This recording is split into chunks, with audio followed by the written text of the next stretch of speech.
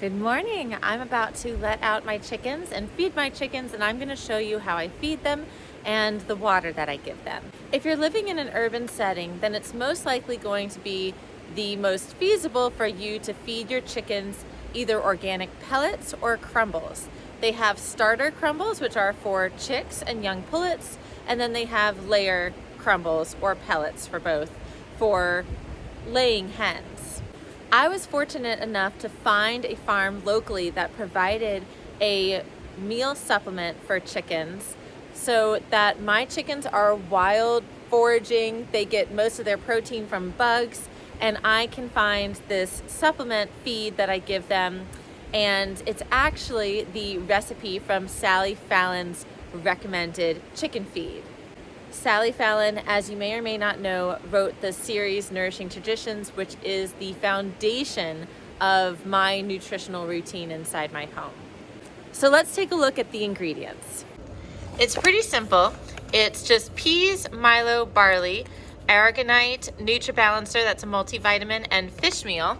And this is what it looks like. We can also get it ground, but we've been getting it whole, and we've been soaking it for 24 hours for optimal digestion.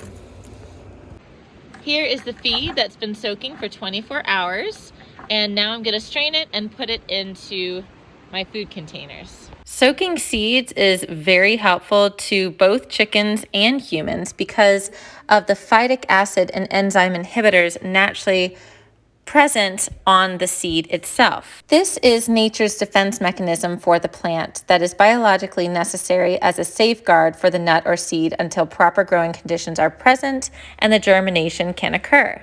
Once you get into the flow of doing this every morning, it's not a big deal, and it's very easy to drain the excess water from the chicken feeders.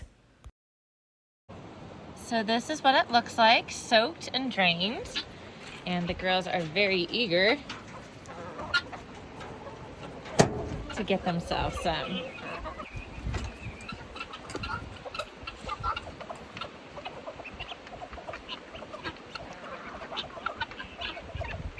Next, I get their water ready and also prepare their feed for the next day. How much you feed them depends on the size of your flock.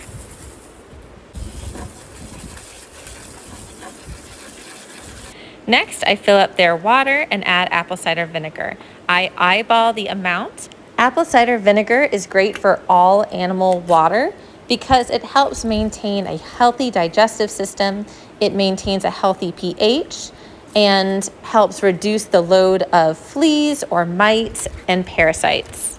I do not recommend keeping your chicken feed out.